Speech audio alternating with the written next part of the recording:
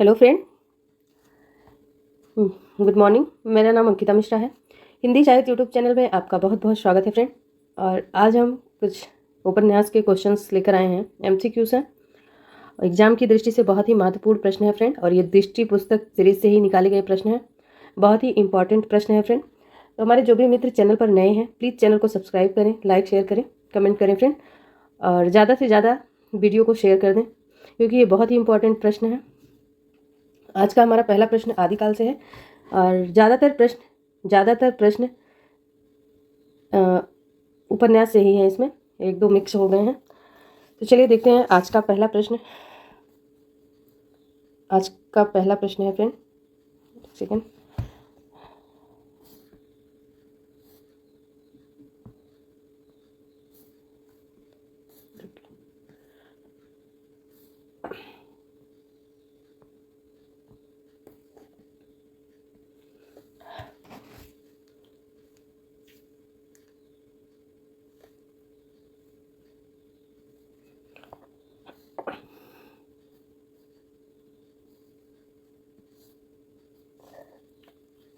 तो आज का पहला प्रश्न है फ्रेंड, पहला प्रश्न है ये। आदिकाल के कवि शरहापाद की काव्य परंपरा विकसित नाथ पंथ के हठ योग का पल्लवन आगे चलकर इनमें से किस कवि में हुआ? आदिकाल के कवि शरहपाद यानी शरहपाद की काव्य परंपरा में विकसित नाथ पंथ के हठ योग का पल्लवन आगे चलकर किस कवि में हुआ? तो हठ, सबसे पहले नाथ पंथ के हठ योग का पल्लवन मतलब इसको फॉलो किसने किया आगे चल के, यही बताना है आपको। प्रश्न पूछने का मतलब यही है। और आंसर क्या हो जाएगा फ्रेंड? ऑप्शन ए है फ्रेंड, ऑप्शन ए है जायसी, ऑप्शन बी है तुलसी, या ऑप्शन सी है देवसेन, या ऑप्शन डी है कबीर। तो कौन सा ऑप्शन करेक्ट हो जाएगा? तो जायसी में तो नहीं था फ्रेंड, जायसी में तो नहीं था, ना ही तुलसी में था, ना ही देवसेन में था। हमारा बची कौन सा ऑप्शन रहा है? Option D is right answer. और यही आंसर हमारा सही है कि आदिकाल के कवि शरहपाद की काव्य परंपरा में विकसित नाथ पंथ के हठयोग का पल्लवन आगे चलकर किस कवि में हुआ था फ्रेंड? तो कबीर में हुआ था। नेक्स्ट प्रश्न देखते हैं फ्रेंड। ये भी बहुत ही मोस्ट इंपॉर्टेंट प्रश्न है, बहुत बार एग्जाम में बना हुआ प्रश्न है फ्रेंड। शारिका पत्रिका का प्रकाशन वर्ष क्या है, बताना है। और हमारे ऑप्शन है फ्रेंड 1989, 1980, 1987 या 1986। और किसने किया था ये भी आप कमेंट करेंगे। किसने किया था ये भी आप कमेंट करेंगे। सारिका पत्रिका का प्रकाशन वर्ष तो बताना ही है, और सारिका पत्रिका का प्रकाशन किसने किया था बताना है आपको। आप कमेंट कीजिए फ्रेंड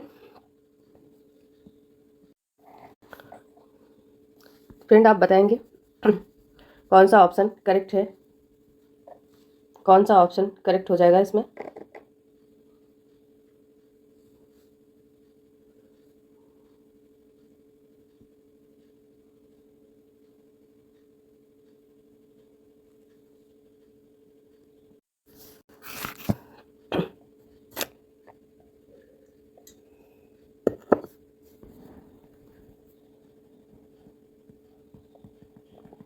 तो सबसे पहले फ्रेंड जान लेते हैं कि सारिका पत्रिका का प्रकाशन गद्य साहित्य की कहानी विधा है। गद्य साहित्य की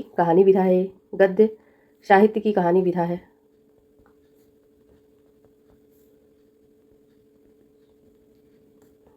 कौन सी विधा है?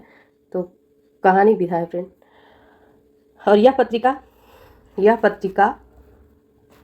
का संपादन किसने किया? इस पत्रिका का संपादन किसने किया फ्रेंड? कमलेश्वर ने किया। इस पत्रिका का संपादन कमलेश्वर ने किया।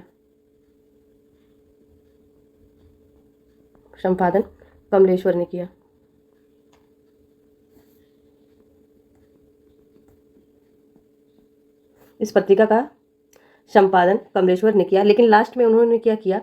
लास्ट में इसे छोड़ दिया, अंतिम में छोड़ दिया। अंतिम में संपादन कर रहे थे, फिर अंतिम में छोड़ दिया। और फिर लास्ट में इसके संपादक कौन बने फ्रेंड? कन्हैया लाल नंदन बने।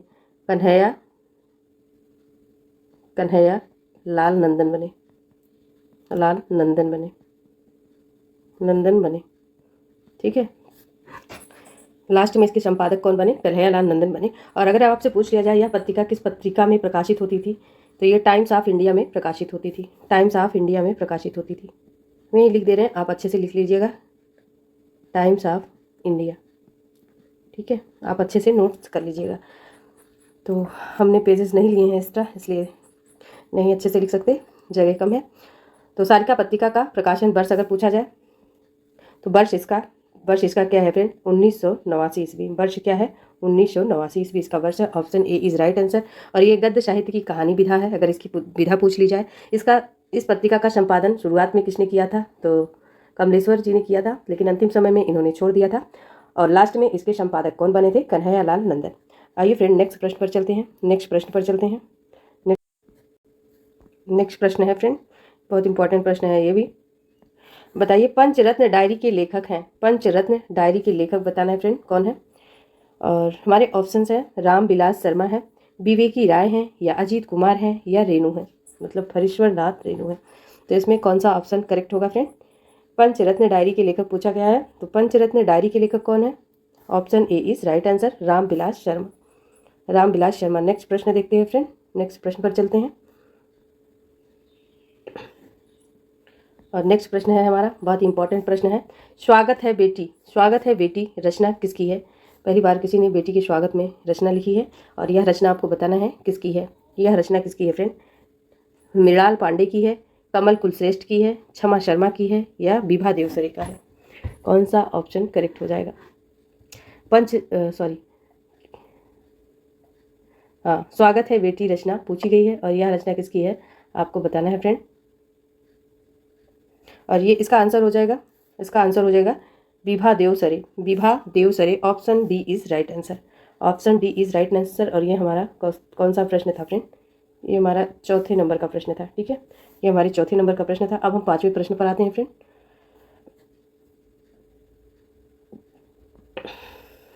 प्रश्न पर आते हैं। ये भी प्रश्न बहुत ही मोस्ट इंपॉर्टेंट है। अस्मिता के लिए निबंध लेखक हैं। और हमारे ऑप्शंस हैं फ्रेंड, शिव प्रसाद सिंह हैं, ठाकुर प्रसाद सिंह हैं, या विद्या निवास मिश्र हैं। अस्मिता के लिए निबंध के लेखक कौन है?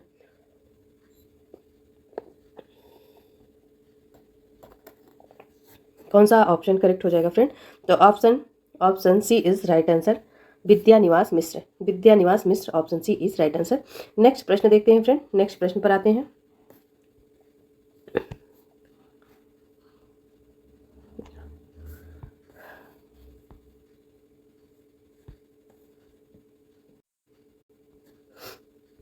और ये रहा हमारा नेक्स्ट प्रश्न है फ्रेंड, भी बहुत अच्छा प्रश्न है। सिरी संप्रदाय की स्थापना किसने की, या सिरी संप्रदाय किसने चलाया? और ऑप्शन है फ्रेंड, विष्णु स्वामी ने, रामानुज ने, निम्बार्क ने, या रामानंद ने। सिरी संप्रदाय किसने चलाया?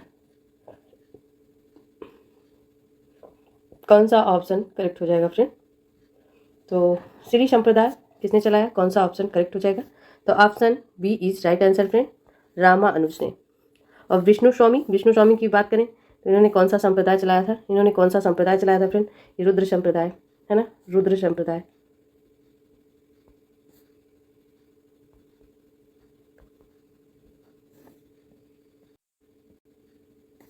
अगर आपसे पूछा जाए कि निम्बार्क ने कौन सा संप्रदाय चलाया, तो इन्होंने द्वैत ठीक, इन्होंने द्वैत दर्शन का प्रतिपादन किया था। ठीक है, इन्होंने द्वैत दर्शन का प्रतिपादन किया था।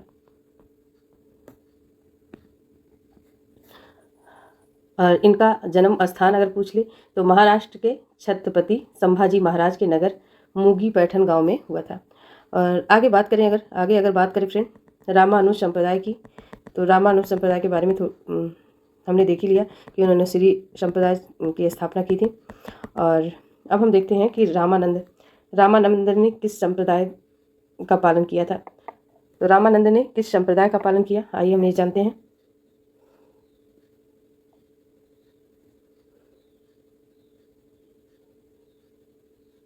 तो फ्रेंड इन्होंने रामानंदी या रामावत संप्रदाय रामा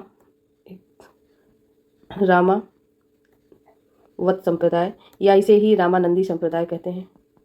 रामानंदी संप्रदाय चलाया था, ठीक है,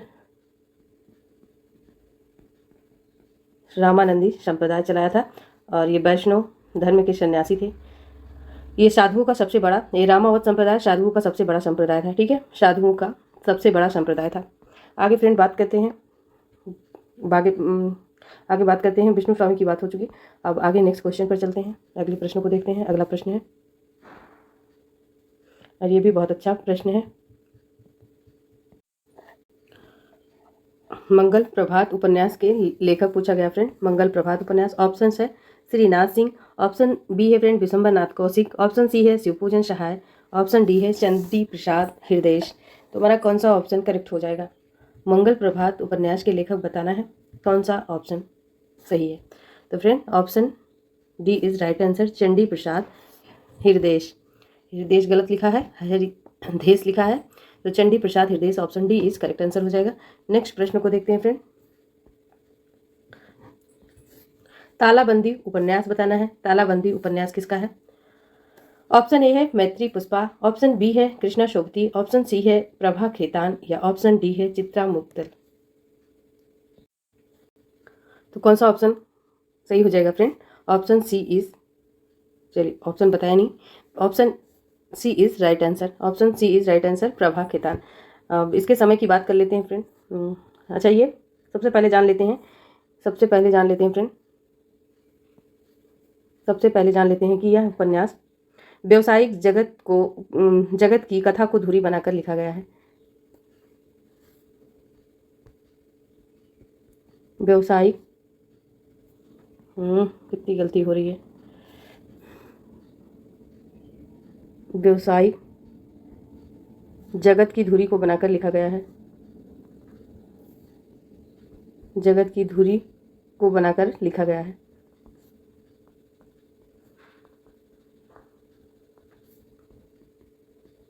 जगत की धुरी को बनाकर लिखा गया यह उपन्यास है। और इसका सन पूछ ले तो फ्रेंड, इसका समय पूछ ले तो सन 1991, सन 1991। और ये सरस्वती विहार दिल्ली से प्रकाशित होता है, ये दिल्ली से प्रकाशित होता है, ठीक है, सरस्वती विहार दिल्ली से प्रकाशित होता है।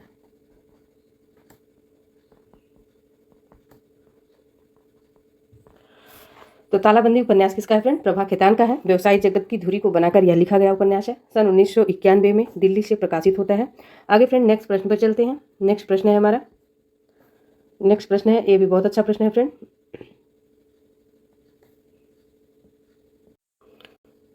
ऑप्शन है फ्रेंड, कहानी है इसकी विधा, उपन्यास है, नाटक है, या स्त्री विमर्श है। 52 नदियों का संगम किस विधा की रचना है फ्रेंड? तो सबसे पहले जान लेते हैं इसकी विधा ये उपन्यास विधा की रचना है। अगर बात करें किसकी रचना है, तो ये किसकी रचना है? शैलेश मटियानी की रचना है फ्रेंड, शैलेश मटियानी की रचना है, ठीक है।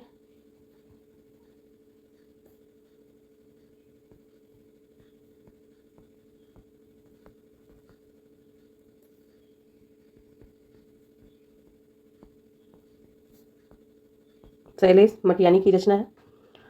और इसका अगर प्रकाशन वर्ष पूछ ले, प्रकाशन वर्ष क्या है?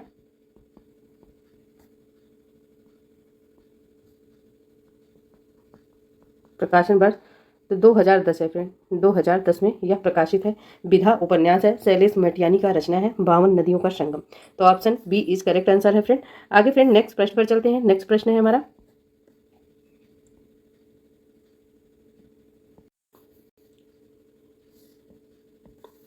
अरण्य उपन्यास के लेखक पूछा गया फ्रेंड। और ऑप्शन है हरि सुमन बिष्ट, ऑप्शन बी है मन्नू भंडारी, या ऑप्शन सी है हिमांशु जोशी, या ऑप्शन डी है शैलेश मटियानी। कौन सा ऑप्शन करेक्ट हो जाएगा? तो अरण्य बहुत लोगों की रचना है फ्रेंड, बहुत अरण्य नाम से एक तो अंतिम अरण्य है, अंतिम अरण्य ये ता है, ता नहीं, रुकिए सही कर देते हैं। एक तो है फ्रेंड अंतिम अरण्य, ठीक, अंतिम अरण्य यह किसका है? तो अंतिम अरण्य फ्रेंड ये निर्मल वर्मा का है, निर्मल वर्मा का है, निर्मल वर्मा। और एक अरण्य रचना है, अरण्य रचना है किसकी है? तो ये फ्रेंड नरेश मेहता की रचना है, नरेश मेहता की रचना है, नरेश मेहता की रचना है। और आइए जानते हैं अरण्य उपन्यास के लेखक पूछा है, अरण्य उपन्यास के लेखक कौन है फ्रेंड? हमारा कौन सा ऑप्शन करेक्ट हो जाएगा? हिमांशु जोशी, हिमांशु जोशी। अरण्य उपन्यास के लेखक कौन है? हिमांशु जोशी। और option C is right answer. आगे फ्रेंड नेक्स्ट प्रश्न पर चलते हैं, नेक्स्ट प्रश्न पर चलते हैं। हमारा अगला प्रश्न है,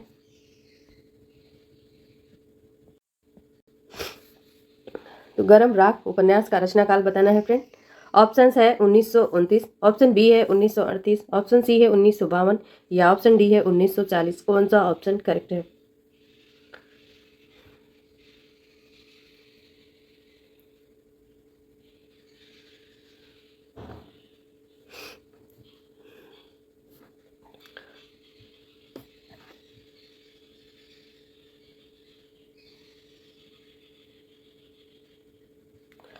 तो फ्रेंड कौन सा ऑप्शन करेक्ट हो जाएगा? Option C is right answer. अगर इसकी विधा की बात कर लेते हैं, इसके विधा की बात कर लेते हैं। विधा आपको पता ही हो गया, ये उपन्यास विधा की है, उपन्यास विधा की है। रचना काल 1952 है। और किसका उपन्यास है? तो ये उपेंद्र नाथ अस्क का उपन्यास है फ्रेंड। किसका उपन्यास है? किसका उपन्यास है? ये उपेंद्र नाथ अस्क का उपन्यास है,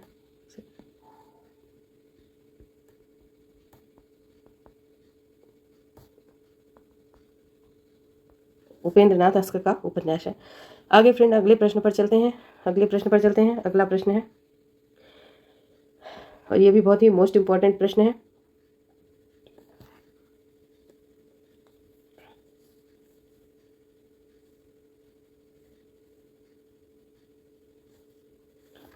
आपको बताना है फ्रेंड, झूठा सच उपन्यास के दूसरे भाग का शीर्षक क्या है? और समय भी बता देना है, ठीक है।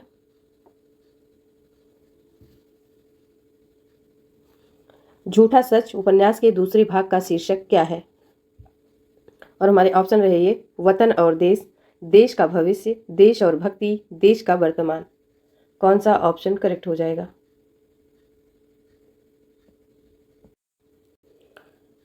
तो फ्रेंड सबसे पहले हम जान लेते हैं, सबसे पहले जान लेते हैं झूठा सच उपन्यास किसका है, किसका है? तो ये यशपाल का है।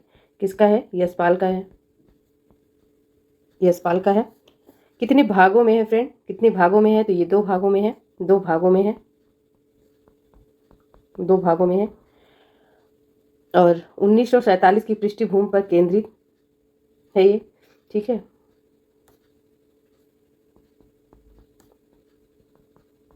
भारत विभाजन,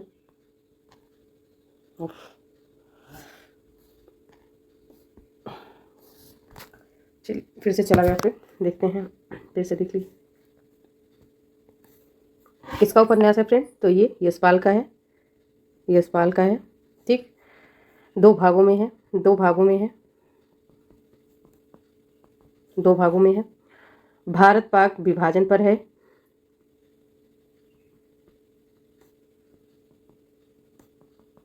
भारत पाक विभाजन पर केंद्रित है,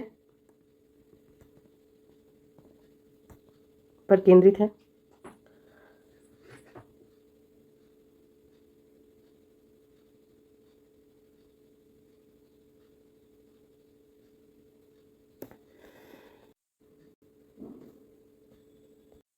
तो फ्रेंड झूठा सच उपन्यास के दूसरे भाग का शीर्षक आपसे पूछा गया इस प्रश्न में। तो सबसे पहले जान लिए हम कि ये यशपाल का है, 2 भागों में है। पहला भाग 1958 में और दूसरा भाग 1960 में। और दूसरे भाग का शीर्षक अगर पूछ ले, शीर्षक क्या है? तो देश का भविष्य इसका शीर्षक है। और और ये दूसरे भाग इस पर केंद्रित करके लिखा गया है फ्रेंड। तो इसके पहले भाग में लाहौर के भोला पांडे के गली के परिवारों के बहाने जन सामान्य का जीवन चित्रण किया गया है। और दूसरे भाग में देश के निर्माण में होने वाली चूक, नेताओं की भ्रष्टता और ट्रेजेडी, क्रांतिकारी स्वार्थ, ये सब जो होता है राजनीतिक, मतलब देश का भविष्य राजनीतिक प्रक्रिया को लिया गया है। आइए अब देखते हैं हम अगला प्रश्न, अगला प्रश्न पर आते हैं फ्रेंड। और अगला प्रश्न है हमारा,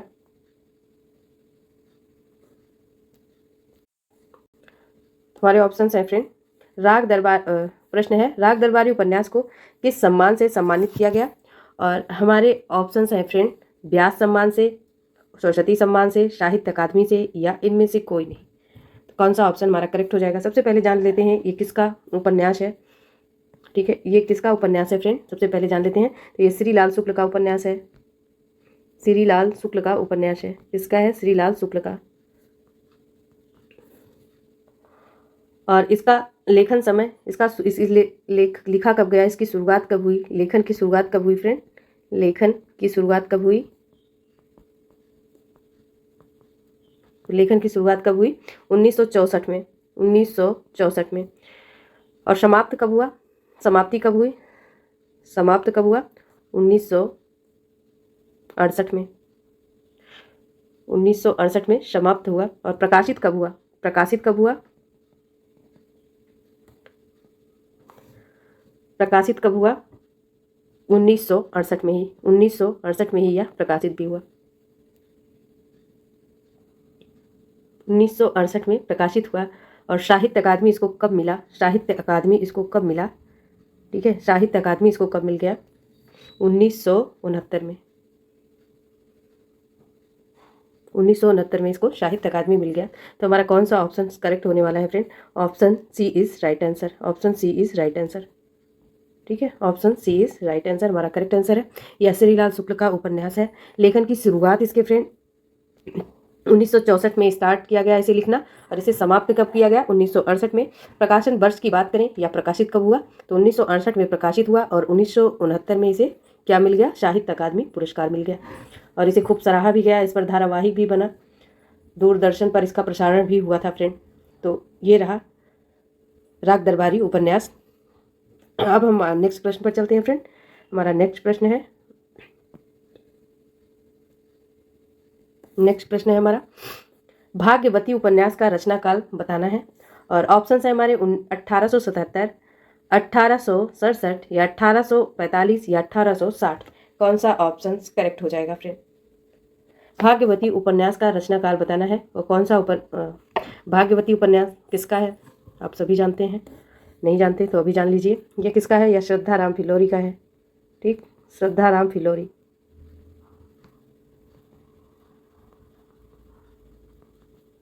श्रद्धा राम फिलोरी का उपन्यास है। और यह उपन्यास का समय पूछा गया, रचनाकाल पूछा गया, तो option A is right answer, 1857 ईस्वी। आगे फ्रेंड नेक्स्ट प्रश्न पर चलते हैं। नेक्स्ट प्रश्न है चक्कर चोरी उपन्यास के लेखक कौन है? आपको बताना है चक्कर चोरी उपन्यास के लेखक कौन है। और ऑप्शन है बांकेलाल हैं, गोपाल राम गहमरी हैं क्या, या लज्जा राम शर्मा है क्या, या देवकी नंदन खत्री हैं। तो चक्कर चोरी किसका उपन्यास है आपको बताना है। और ऑप्शन है बांकेलाल, गोपाल राम गहमरी, लज्जा राम शर्मा या देवकी नंदन खत्री। तो कौन सा ऑप्शन फ्रेंड करेक्ट हो जाएगा? चक्कर की चोरी कौन करते हैं? Gopal Ram Gahmari. Option B is correct answer. Option B is correct answer. Next प्रश्न पर आते हैं फ्रेंड। नेक्स्ट प्रश्न है फ्रेंड पूर्ण प्रकाश उपन्यास के लेखक बताना है। पूर्ण प्रकाश उपन्यास के लेखक कौन है? और ऑप्शन है हमारे निराला है क्या, भारतेंदु है, रेणु है, या इनमें से कोई नहीं है। पूर्ण प्रकाश उपन्यास के लेखक पूछा गया है फ्रेंड, कौन सा ऑप्शन करेक्ट हो जाएगा? तो option B is right answer, Bharatendu. Next प्रश्न को देखते हैं। नेक्स्ट प्रश्न है हमारा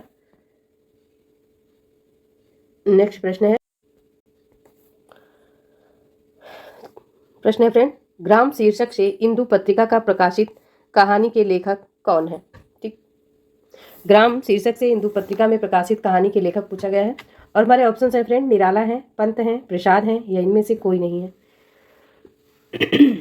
और फ्रेंड हमारी 10 बजे व्याकरण की सीरीज आती है, व्याकरण की क्लास हो रही है, तो उससे भी आप ज्वाइन रहिए, कनेक्ट रहिए। और जो भी मित्र चैनल पर नए हैं प्लीज़ चैनल को सब्सक्राइब करके ही जाइए, शेयर भी कीजिए सभी मित्रों तक। तो ग्राम शीर्षक से इंदु पत्रिका आप समझ गए होंगे, ग्राम से ही इंदु पत्रिका में प्रकाशित कहानी के लेखक पूछा गया है। तो option C is right answer, Prasad ji हैं। इसके बारे में कुछ बात कर लेते हैं। और इस पत्रिका का प्रकाशन वर्ष पूछ ले, पत्रिका का प्रकाशन वर्ष,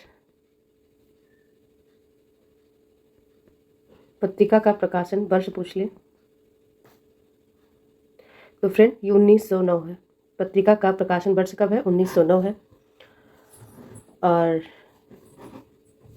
इस पत्रिका से प्रकाशित किया गया, तो आप जान रहे हैं ग्राम शीर्षक से ही इसका प्रकाशन हुआ है।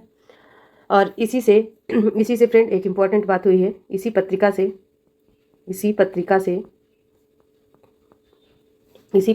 हिंदी काव्यधारा में हिंदी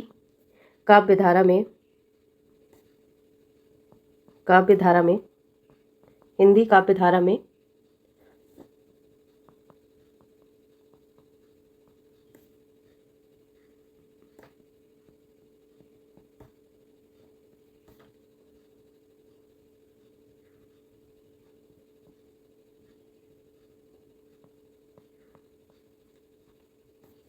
छायावाद का आरंभ हुआ। ठीक है, प्रकाशन वर्ष 1909 है फ्रेंड, 1909। इसी पत्रिका से हिंदी काव्यधारा में छायावाद का आरंभ हुआ है। आगे फ्रेंड नेक्स्ट प्रश्न देखते हैं, नेक्स्ट प्रश्न पर चलते हैं। नेक्स्ट प्रश्न है हमारा, सेवाग्राम के दर्शन संस्मरण के लेखक पूछा गया फ्रेंड। संस्मरण के लेखक कौन है? ठीक, ऑप्शन है हमारे धर्मवीर हैं, यशपाल हैं, निर्मल वर्मा है या प्रेमचंद्र हैं। सेवाग्राम के दर्शन संस्मरण के लेखक पूछा गया है फ्रेंड। कौन सा ऑप्शन करेक्ट है?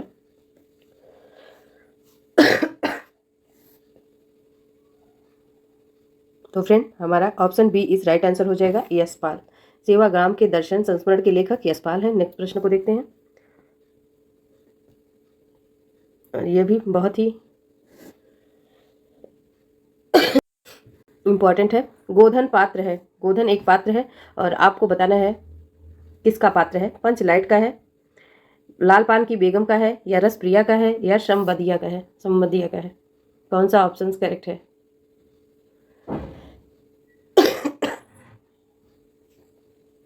तो गोधन किसका पात्र है फ्रेंड?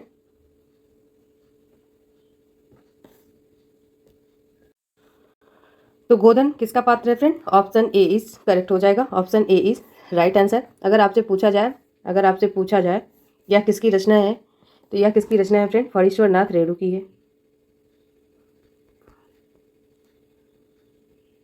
फणीश्वर नाथ रेणु की रचना है ये। और इसकी विधा पूछ ली जाए, विधा क्या है फ्रेंड? तो कहानी विधा है।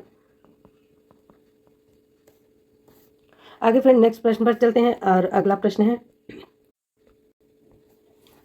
तो सुखमय जीवन कहानी किस पत्रिका में छपी? ऑप्शन ए है भारत मित्र, ऑप्शन बी है सरस्वती पत्रिका, ऑप्शन बी है इंदु या ऑप्शन डी है फ्रेंड इनमें से कोई नहीं। तो सबसे पहले जान लेते हैं फ्रेंड ये किसकी कहानी है। ठीक है, किसकी कहानी है? ठीक, तो ये चंद्रधर शर्मा गुलेरी की कहानी है।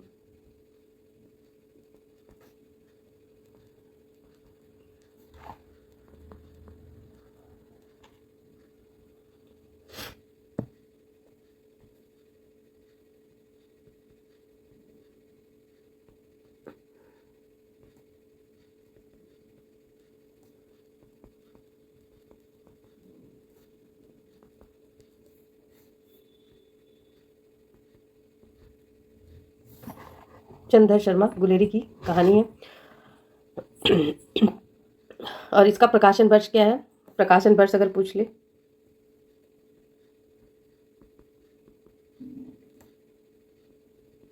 प्रकाशन वर्ष क्या है? 1911 ईस्वी।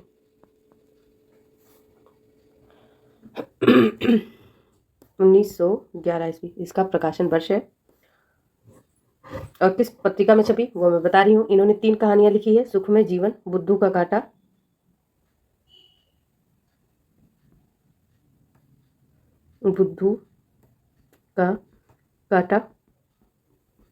बुद्धू का कांटा 1914 ईस्वी। 1914 ईस्वी उसने कहा था, उसने कब कहा था? उसने कहा था 1915 ईस्वी। ठीक, 1915 ईस्वी। सुखमय जीवन किस कहानी पत्रिका में छपी है फ्रेंड? तो भारत मित्र पत्रिका में यह छपी है। चंद्रधर शर्मा गुलेरी की कहानी है। प्रकाशन वर्ष इसका 1911 है। 3 कहानियां लिखी हैं इन्होंने, सुखमय जीवन, बुद्धू का कांटा, उसने कहा था। तो सुखमय जीवन कब हो गया? 1911 में। बुद्धू का कांटा कब आ गया? बुद्धि में कांटा कब बस गया? 1914 में फ्रेंड। और उसने कब कहा? 1915 में। ऐसे आप याद रख सकते हैं। और इनके 2 ही निबंध हैं और ये व्यंग्यकार तो हैं ही, आप सभी जानते हैं। ठीक है, 2 निबंध हैं, मारिस मोहि कुठाओं, 2 निबंध हैं, मारिस मोहि कुठाओं और कछुआधन।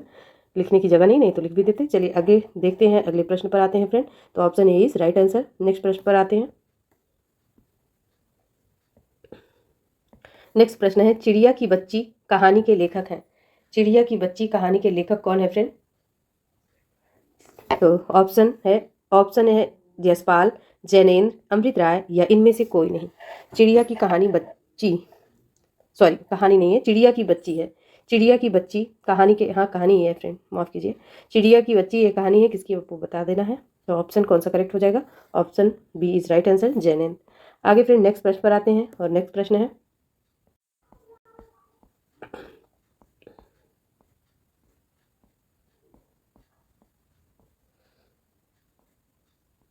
ये हो गया। नेक्स्ट प्रश्न है हमारा, हिंदी साहित्य का नया इतिहास के लेखक कौन है? हिंदी साहित्य के नया इतिहास के लेखक कौन है? नया इतिहास किसने लिख दिया है फ्रेंड? कौन सा ऑप्शन करेक्ट हो जाएगा? तो हमारे ऑप्शंस है फ्रेंड,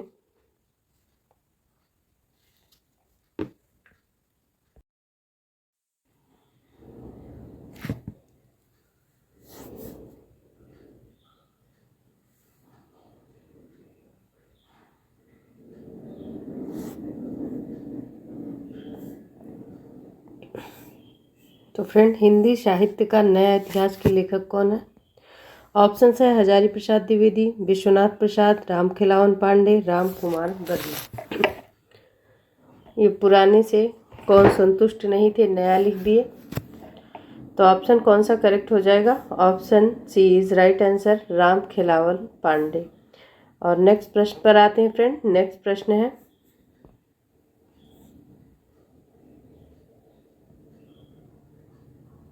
नेक्स्ट प्रश्न है हमारा,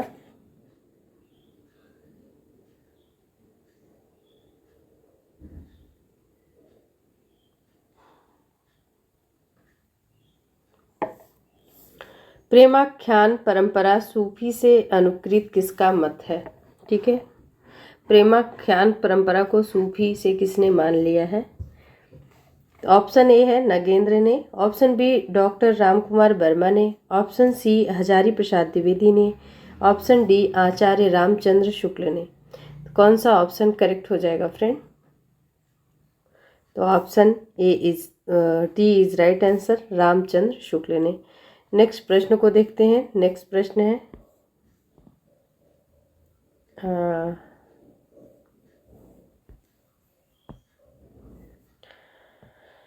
नेक्स्ट प्रश्न है फ्रेंड, निराला का प्रथम काव्य संग्रह क्या है, बताना है। और हमारे ऑप्शंस हैं परिमल है, अनामिका है, शांतगीत है या तुलसीदास है। कौन सा ऑप्शन करेक्ट है फ्रेंड, बताइए। माफ़ कीजिएगा फ्रेंड। तो निराला का प्रथम काव्य संग्रह पूछा गया है फ्रेंड,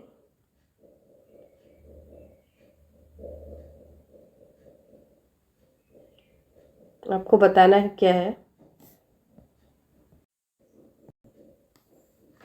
तो प्रथम काव्य संग्रह की बात करें फ्रेंड, क्या है? तो अनामिका है। Option A is correct, option A is correct हो जाएगा। और इसका रचनाकाल पूछ लें, रचनाकाल क्या है? रचनाकाल,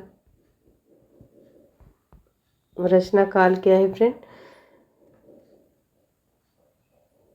1923। ठीक है, 1923, 1923 है। और ये किस पत्रिका में प्रकाशित हुआ है? किस पत्रिका में प्रकाशित हुआ है? तो प्रभा पत्रिका में। ठीक है, मासिक है ये फ्रेंड, मासिक है, प्रभा पत्रिका में प्रकाशित हुआ है। और कब प्रकाशित हुआ है ये प्रभा पत्रिका में? तो ये 1920 में प्रकाशित हुआ है, 1920 में प्रकाशित हुआ है। और किस पत्रिका में?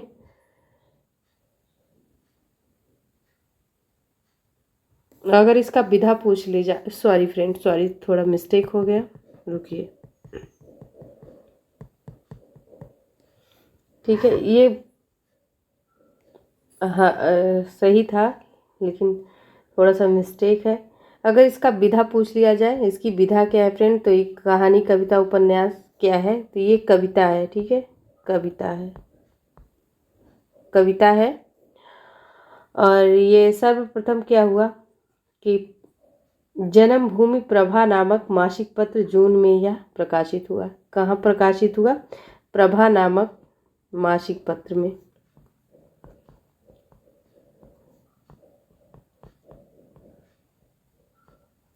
मासिक पत्र में प्रकाशित हुआ था। और बाद में क्या हुआ, इसका निबंध बंग भाषा का उच्चारण हुआ। तब ये कहाँ प्रकाशित हुआ? 1920 में सरस्वती पत्रिका में प्रकाशित हुआ था। जब इसका उच्चारण बंग भाषा में उच्चारण हुआ तब ये कहाँ प्रकाशित हुआ? सरस्वती पत्रिका में।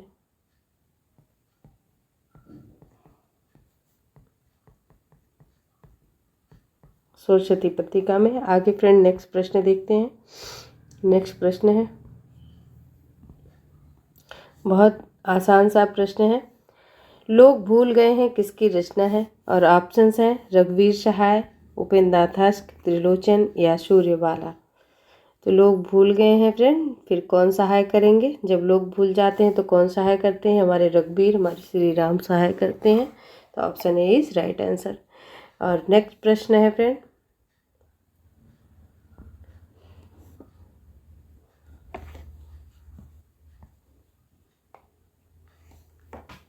हे मेरी तुम किसकी रचना है? और इसका समय भी आपको बताना है। इसका समय क्या है आपको बताना है।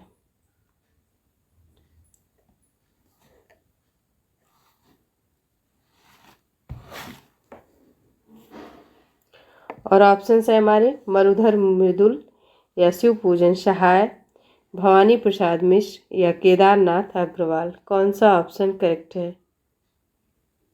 हे मेरी तुम, है ना। तो चलिए, इस कृति के रचनाकार कौन है? केदारनाथ अग्रवाल है। अब इसका समय आप बता दीजिए कमेंट में, समय क्या है। अगले प्रश्न पर आते हैं फ्रेंड। अगला प्रश्न है, कबीर का रहस्यवाद के रचनाकार हैं। ऑप्शन ए है नगेंद्र है, ऑप्शन बी है राम कुमार वर्मा, ऑप्शन सी है शुक्ल जी हैं या ऑप्शन डी है हजारी प्रसाद द्विवेदी। कौन सा ऑप्शन करेक्ट है फ्रेंड?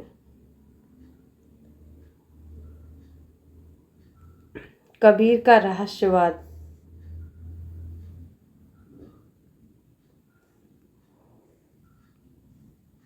कौन सा ऑप्शन करेक्ट हो जाएगा? तो कबीर का रहस्यवाद के रचनाकार option B is correct answer, doctor Ram Kumar Verma है। नेक्स्ट प्रश्न पर आते हैं फ्रेंड। नेक्स्ट प्रश्न है, हरिश्चंद्र को भारतेंदु की उपाधि कब दी गई थी? Option A 1986, option B 1989, option C 1980 या ऑप्शन डी 1945। भारतेंदु हरिश्चंद्र को हरिश्चंद्र की उपाधि कब दी गई थी? कौन सा ऑप्शन करेक्ट हो जाएगा फ्रेंड? तो option C is right answer, 1980। Next प्रश्न देखते हैं। साहित्य जगत में कबीर जैसा अक्कड़ और निराला जैसा धाकड़ देखने को नहीं मिलता है, यह किसने कहा है या किसका कथन है? देखने को नहीं मिलता है फ्रेंड, ठीक है, या कोई दूसरा नहीं है, यह किसने कहा है आपको बताना है।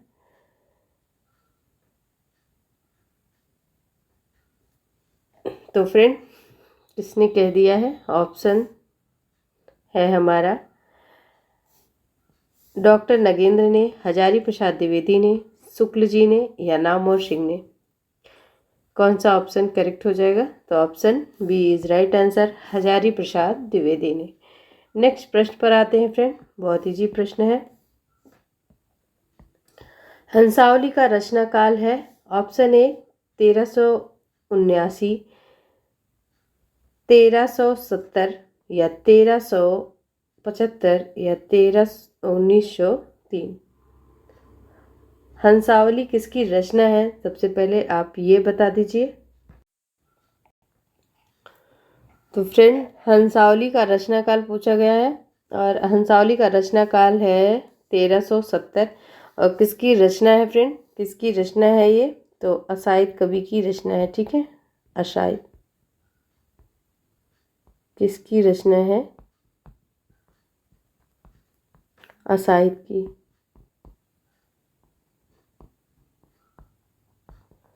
आगे फ्रेंड अगले प्रश्न पर आते हैं। अगला प्रश्न है, और एक हंसावली किसकी है और दूसरी हंसावली रचना किसकी है? हंसावली ये डॉक्टर नगेंद्र की है फ्रेंड, डॉक्टर नगेंद्र की है। ठीक, अगले प्रश्न पर आते हैं फ्रेंड। अगला प्रश्न है,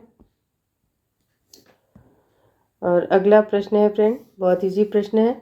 दशरथ सुत तिहु लोक बखाना पंक्ति किसकी है? ऑप्शन है तुलसी की है, कबीर की है, रसखान की है या रैदास की है। कौन सा ऑप्शन करेक्ट है? दशरथ सुत तिहु लोक बखाना, कौन सा ऑप्शन करेक्ट है? देखिए, दशरथ आ गया तो आप तुलसी पे मत भागिएगा सबसे पहले, है ना, कि रामचरितमानस की इन्होंने रचना की है तो यही होंगे।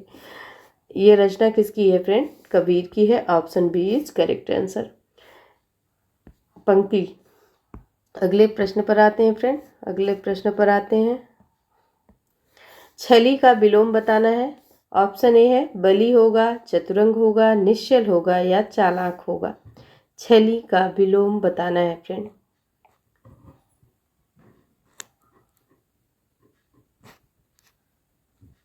तो छली का विलोम, छल का निश्चल होता है तो छली का निश्चल ही होगा। Option C is correct answer.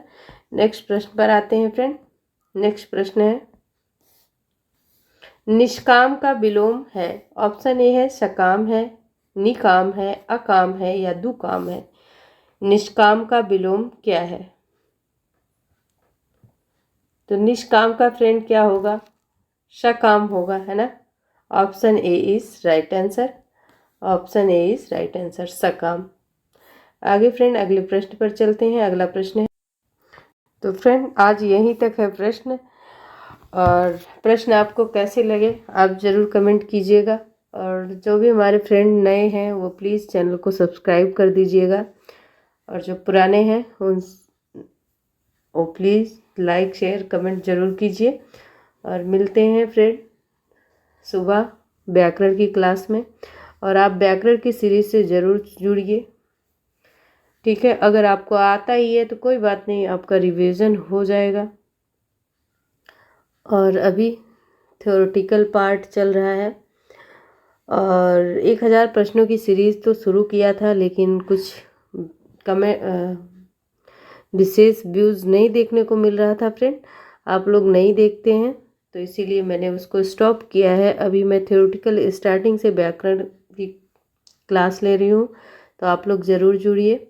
और आप सभी का आभार, सभी का स्वागत आगे भी रहेगा, आज भी है। और धन्यवाद सभी को।